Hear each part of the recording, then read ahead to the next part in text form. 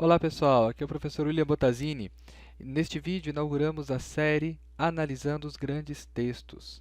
Escolhemos vários trechos muito especiais tirados dos melhores autores da literatura universal e nós os analisaremos no seu idioma original.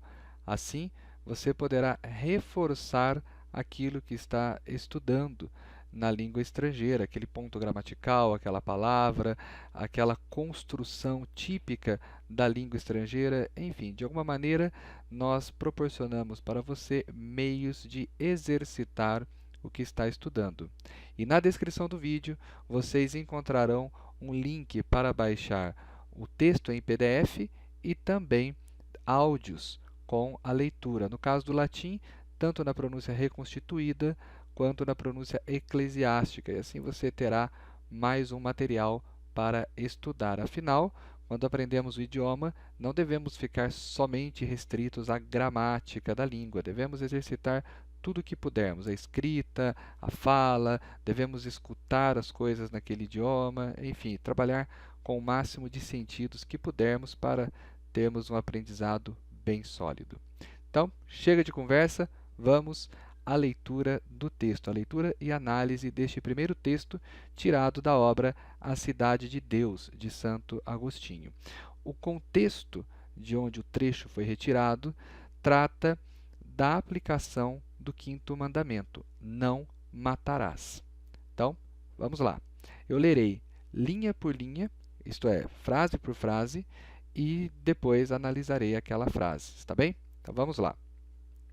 Unde quidam hoc precepitum etiam in bestias ac pecora conantur extendere, ut ex hoc nullum etiam illorum liciat occidere.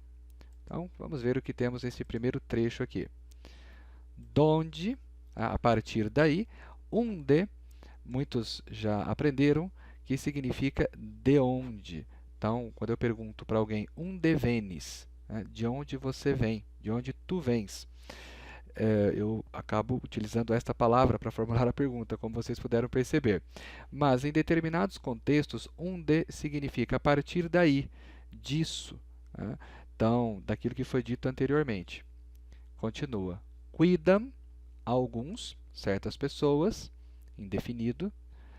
Hoc preceptum, este mandamento, este preceito. O que essas pessoas tentam fazer? Conantur, elas tentam, elas procuram. O verbo conare é um verbo depoente. O que é um verbo depoente? Se você já estudou, vamos lembrar o conceito. Se você ainda não o estudou, não se assuste com ele, tá bom?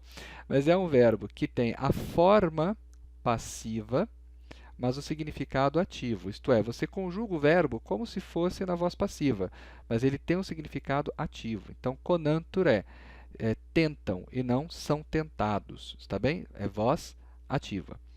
Pois bem, então eles tentam estender este mandamento. Quem tenta estender alguma coisa. O que? Hoc preceptum. Então está aqui no acusativo. Como a palavra preceptum é neutra, então ela não varia no acusativo, tem a mesma forma do nominativo. Isso em todas as declinações latinas, onde há palavras neutras naturalmente. Então, a palavra neutra tem no acusativo a mesma forma do nominativo. Isso é uma regra que ajuda você na hora de estudar o latim. Então, eles tentam estender, extendere, este mandamento também nos animais, em bestias, e no gado, aqui pecora. Para não ficar nos animais e animais. As bestia aqui são os animais selvagens e pecora são os animais domesticados. É o gado, é o boi ali, a ovelha e tal.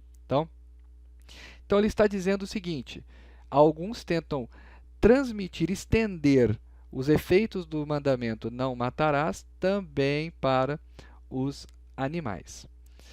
Isso naquela época lá, de Santo Agostinho, lá no século V. Hoje isso é um absurdo, ninguém faz isso hoje, obviamente. Bom, mas continuemos. Então, e ex hoc, e a partir dele, com base nele, neste mandamento, ou com base nisso, de modo que, a partir disso, nullum etiam illorum, também nenhum deles seja lícito matar. Tá? Então, ou seja, eles tentam estender o quinto mandamento para os demais animais, para os animais selvagens, para as bestas, as feras, e de modo que, com base nisso, ex hoc, também não seja lícito, litiat, aqui no subjuntivo, por causa do ut, não seja lícito matar nenhum deles, illorum, daqui bestias e pecora. Como a palavra pecora é neutra, então o pronome prevalece na forma neutra. Se por acaso ele tivesse aqui usado outra palavra feminina, aí aqui estaria ilarum, estaria no feminino plural, no genitivo aqui. Muito bem. Santo Agostinho prossegue. Cur non ergo et herbas et quid humor radicitus alitur ac figitur? Portanto, ergo, conclusão, por que não? Veja que Santo Agostinho usa cur non. Ele poderia ter dito quin, poderia ter dito queen. Não vai ficar bonito aqui, mas vocês vão entender. Que significa a mesma coisa. Então, por que não? Por que não, portanto, et. Olha só essa construção. Et. Não só, mas também. Tanto uma coisa quanto outra. Então, por que também não? Não somente as ervas, como também tudo aquilo que na terra, humo, ou pela terra, humo, radicitus, um advérbio que indica pelas raízes, com as raízes, é alimentado, passiva, voz passiva, e está fixado, fica fixado na terra e é alimentado pelas raízes. Quid humo figitur radicitus alitur. Ou seja, espera se este preceito, então, não matarás, se estende aos animais, por que também não estendê-lo às plantas? Veja que o latim não tem, no tempo de Santo Agostinho, uma palavra para planta. A palavra planta, com este significado, aparece num latim tardio, num latim mais recente. Na época dele, era necessário fazer um malabarismo para significar plantas num sentido mais amplo. E aqui é o que Santo Agostinho acaba precisando fazer, ao dizer ervas, plantas, mas aqui ele não está, por exemplo, se referindo a árvores. Um romano não pensaria em árvore se ouvisse a palavra erva. E depois, e tudo aquilo que na terra, pela raiz, é alimentado e está preso, aí quer dizer, aí agora incluiu as árvores também, neste conceito que está na cabeça dele de planta. Continuemos. Ora, não, pois, et também, esse et aqui significa também este gênero de coisas, ou seja, também coisas desse tipo, quam vis non sentiat, embora não tenha sentidos, embora não sinta, quam vis, aqui é uma conjunção que significa embora, e sempre acompanhada de conjuntivo, de subjuntivo. Então, embora não sinta, disse é dita, viver, e por isso pode também morrer. Ac peroc potest et mori. Então, notem aqui o dicitur na voz passiva. Estes verbos que significam dizer, narrar, etc., são usados muitas vezes na voz passiva e aí tem depois um infinitivo. Então, dicitur vivere, então é dito viver e por isso pode também morrer. Proinde etiam, portanto, também, proinde aqui com o sentido de como consequência, também, cum vis adibetur otide. Então, podem também morrer e ser mortos. E ser morto, na verdade, ele está falando hoc genus rerum. Então, este gênero de coisas, esse tipo de coisas, também pode ser morto. Quando? Quando se aplica violência. O verbo adibere significa aplicar e vis, violência, força. E notem que aqui está no indicativo e não no subjuntivo, porque a preposição com aqui significa sempre que. Então, sempre que se aplica força e não simplesmente quando, indicando algo mais pontual, quando aquilo aconteceu ou quando isso acontece de forma pontual. Não, mas sempre que isso acontece. Então, sempre que violência é aplicada, ela também pode ser morta.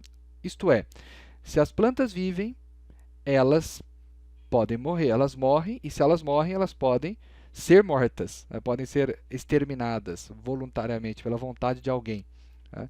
Então, será que o quinto mandamento se aplica também às plantas? Né? Então, Santo Agostinho está analisando aqui. E aí continua.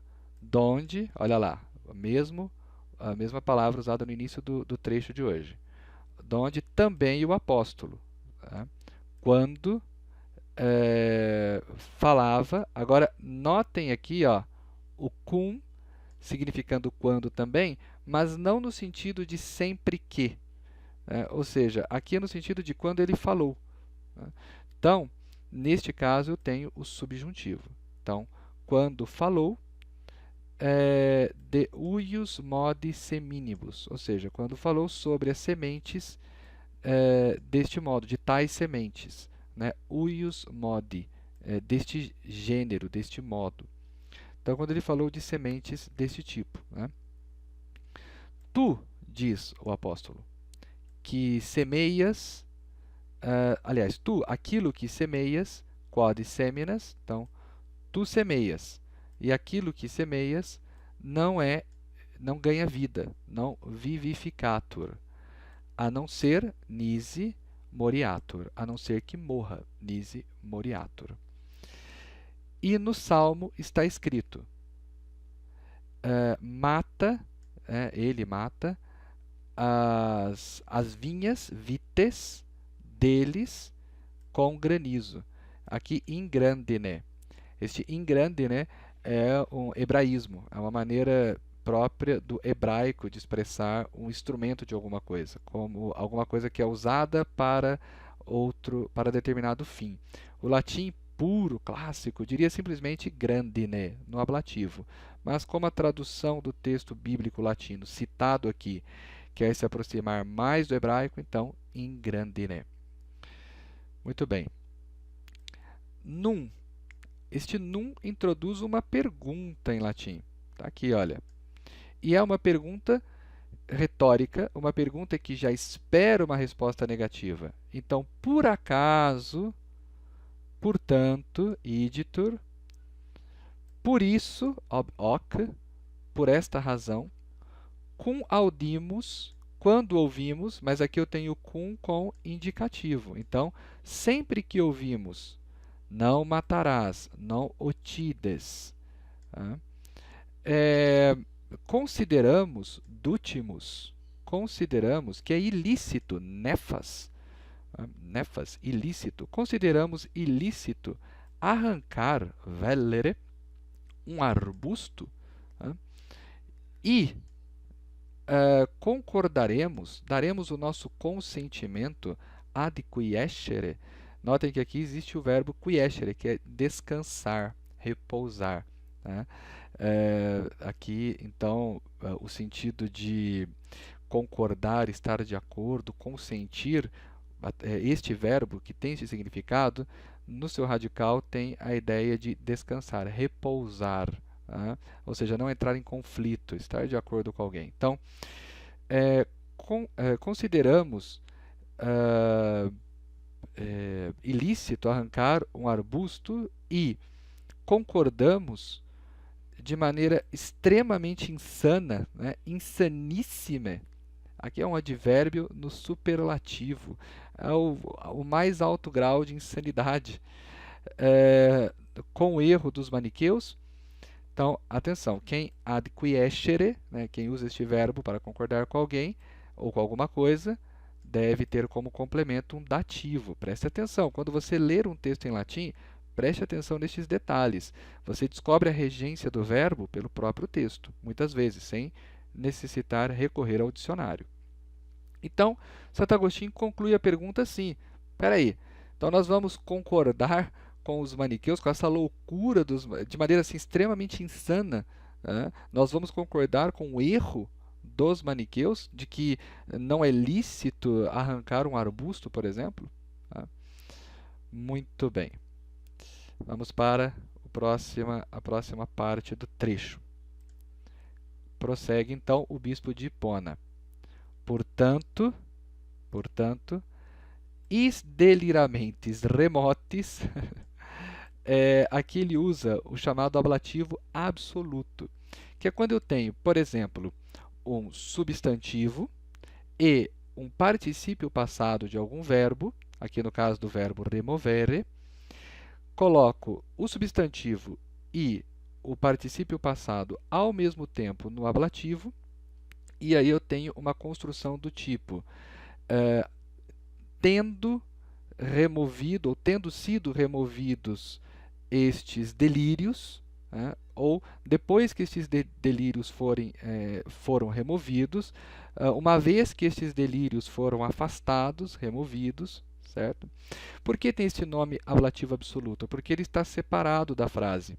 Ele não se encontra, a ideia não está retomada em outro ponto da frase, né? Ele está, digamos, solto, está colocado ali como que encaixado, mas não costurado na frase. Diferentemente do que acontece, por exemplo, com um pronome relativo, né? Um pronome relativo ele não está solto, ele retoma alguma palavra que foi mencionada anteriormente ou antecipa uma palavra que será mencionada posteriormente. Então, está vinculado com algum elemento da frase. O ablativo absoluto latino, não. Ele está realmente solto, ele está separado da frase. Estes delírios não serão mencionados depois. Não existe nenhum pronome que retomará estes delírios, certo? Muito bem. E a tradução em português do ablativo absoluto pode ser depois que tal coisa foi feita, tendo tal coisa sido feita e assim por diante. Então, portanto, estes delírios afastados estes delírios, uma vez afastados estes delírios, quando lemos, novamente, sempre que lemos, lédimos, non otides, não matarás, se por isso, se propteria, né, non atipimus, não aceitarmos, atipere aqui é aceitar, é receber, esta frase, hoc dictum, que frase, que dictum, non otides. De frutectis esse, não se refere a arbustos, frutectum também é outra palavra para arbusto. Na verdade, o frutectum é mais um lugar cheio de arbustos, assim, um jardim cheio de plantas, né? Então, se por isso, né, em decorrência disso, não aceitamos esta frase ser sobre plantas, de frutectis, né, de arbustos e tal, porque nenhum sentido para eles existe, literalmente, nenhum sentido para eles existe. Aqui nós temos um dativo possessivo, tá? Ou seja, quando nós usamos o dativo com o sentido de ter. Então, em latim isso é muito comum. Em vez de dizer assim, eu tenho um irmão, fratrem habeo, eu posso dizer frater mi est. Ou seja, existe um irmão para mim.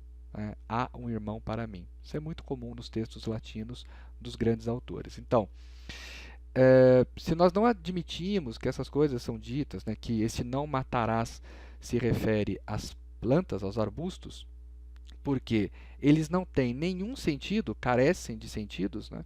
Ou seja, para eles nenhum sentido existe, aqui numa leitura mais literal, tampouco nec sobre os animais irracionais, de irrationalibus animantibus, e aqui ele vai realmente fazer questão de enfatizar que este não matarás não se aplica aos animais, tanto que ele citará ali toda sorte de animais. Vejam só, dos animais irracionais, dos que voam, volatilibus, dos que nadam, natatilibus, dos que andam, ambulatilibus, e dos que rastejam, repetilibus.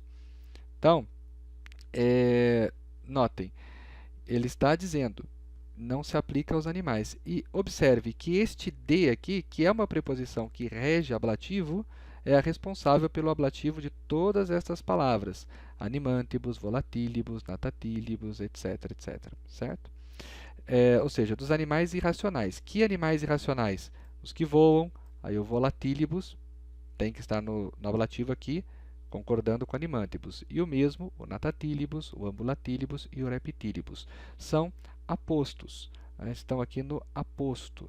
E em latim o aposto concorda em gênero, concorda em caso e em número com o substantivo a que se refere. Então, se referem a animantibus, então estão no caso ablativo, concordando com animantibus. Bom, então, tampouco, quer dizer, se aquilo não se aplicam, se aquele preceito não se aplica aos arbustos, né, às plantas, tampouco se aplicam aos animais racionais, né, que seja animais que nadam, seja animais que voam, etc. Por quê? Porque nulla ratione, né, não tem a razão, por nenhuma razão, se associam a nós. Tá? Ou seja, eles não se associam a nós por meio de nenhuma atividade racional, nulla ratione, a qual não lhes quam non eis datum est nobiscum habere communem. Ou seja, a qual não lhes foi concedido, datum est, foi concedido, ter em comum conosco, né? Esta inteligência racional. Então, não foi dado aos animais tê-la em comum conosco, a qual conosco, ter em comum, ter comum, não foi dado. Notem que este datum est aqui é impessoal, certo? Então, não foi concedido. E quando eu tenho uma construção impessoal, eu vou ter a estrutura do acusativo com infinitivo, certo? Então, habere communem nobiscum eis non datum est. Então, aqui eu tenho o infinitivo, habere, quem tem alguma coisa, communem, rationem, nobiscum, communem nobiscum, né, ter em comum conosco, não foi dado. Então, essas construções impessoais em latim têm a construção do acusativo com infinitivo. Então, assim eu poderia dizer datum est, Germanis, então foi concedido aos germanos, cum Romanis pugnare. Olha que eu tenho um infinitivo, tenho o verbo no infinitivo, certo? Então, datum est Germanis cum Romanis pugnare. Datum est discipulo, foi concedido ao aluno, libros latinos legere, ler livros em latim. Uma construção impessoal. Muito bem.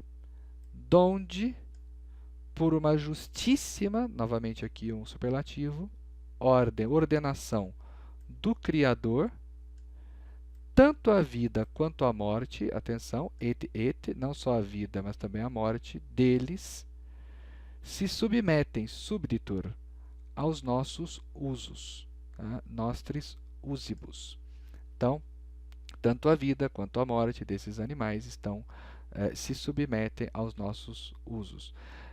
Notem que interessante que o verbo está no singular, certo? Então, et vita et mors. Neste tipo de construção, pode acontecer de o verbo ficar mesmo no singular e não ir para o plural, como se esperaria, né? A vida e a morte se submetem. Mas quando eu tenho o latim pode optar em colocar o verbo no singular. Bom, restat ut, resta que sobre o homem compreendamos, né? Ou seja, esse preceito aqui, depois dessa análise toda que ele fez, resta que compreendamos sobre o homem, sobre o ser humano. Restat ut de hominem intellegamus quod dictum est. Então, resta que nós entendamos, compreendamos sobre o homem aquilo que foi dito. non utides, não matarás. Ou seja, agora ele explica, não matarás nem o outro, nec alterum, portanto, nem a ti mesmo. Né? Nec alterum, ergo nec te. Então, o preceito de não matar também, de acordo com o cristianismo, também não permite o suicídio, está bem? Então, não matará nem outro, nem a ti. Este alterum aqui, muitas vezes é traduzido nem o próximo, nem a ti. Tá? Lembrando que para dizer outro em latim, nós temos duas maneiras. Podemos dizer alius, né, que é outro entre muitos, e alter, que é outro entre dois, certo? Bom, portanto, nem quem se mata outro do que o homem mata. Né? Portanto, ele chega à conclusão, ora, quem se mata não mata outra coisa senão um ser humano, certo? E aí viola o quinto mandamento. Neque enim qui se occidit aliud cum hominem occidit.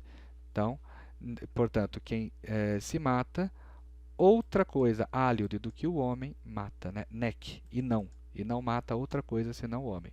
Quem se mata, mata um ser humano, viola, portanto, o quinto mandamento, que se aplica ao não matarás e se refere a seres humanos. Não se refere a animais, não se refere às plantas, coisas que Santo Agostinho chama de delírios, deliramenta. Está bem? Pois bem, aqui então nós terminamos a leitura, a tradução. Vocês percebem que ao traduzir um texto do latim para o português ou de uma língua para outra, muitas vezes temos que nos distanciar um pouco da tradução literal. E esta compreensão vem com a prática. Quanto mais você lê, mais você entenderá a natureza da língua. E claro, com estudos de português, você será capaz de construir uma tradução muito, muito bonita.